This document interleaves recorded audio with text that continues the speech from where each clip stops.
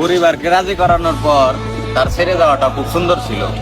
তুমি বিশ্বাস করো, তুমি যেদিন আমারে কইছিলে যে আপনার ফ্যামিলিতে রাজি করান, ওই দিনকে আমি বাসায় এসে আমার মা আমার সামনে কাঁদছিল যে তোমার ওই মেয়ে বিয়ে করতে হইব না। তারপরও আমি তোমার লেগে কাঁদছিলাম যে মা আমার ওই মেয়েটাই লাগবে। আমি তোমার ঠিক এতটাই ভালোবাসতাম। আমি আমার ফ্যামিলিরও এক সময় প্রেশার দিতে দিতে তারপর আমি রাজি করাইছিলাম যে মা আমি ওই মেয়ের বিয়ে করবো, ওই মেয়ের ভালোবাসি। কিন্তু তুমি ব্যাপারটা বুঝো নাই, তুমি জিনিসটা খুব সহজ ভাবে নিছো।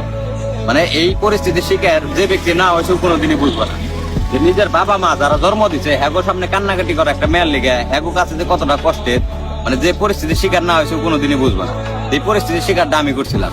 তারপরে হয়তো মানে তখন আমি ব্যাপারটা বুঝি নাই, তখন আমি তোমার খুব ভালোবাসতাম।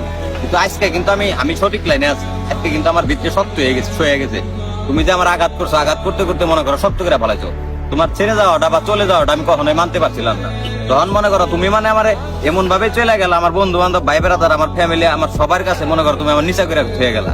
মানে সবার কাছে আমি গর্ব করে কইতাম যে তুমি আমার খুব ভালোবাসো বা তুমি আমার কোনোদিন ছেড়ে চলে যাবে না। কিন্তু আজকে কিন্তু মনে করো যে আমি সবার কাছে নিচে। মনে করো আমার মাও আমার একদিন প্রশ্ন করছিল, কিরে যার লিগে মনে কর যে তুই আমার সামনে কানলি যে ওই মেয়ে তোরে ভালোবাসে, ওই মেয়েরই তোর লাগবো, ওই মেয়ে তো তোর ছেড়ে চলে গেল। এই কথার উত্তর আমি আজ পর্যন্ত দিতে পারি নাই। সব মিলে মনে করো এখন আমি টোটালি মানে চেষ্টা করি যে আমার বাপ মায়ের ভালো রাখুন বা বাপ মার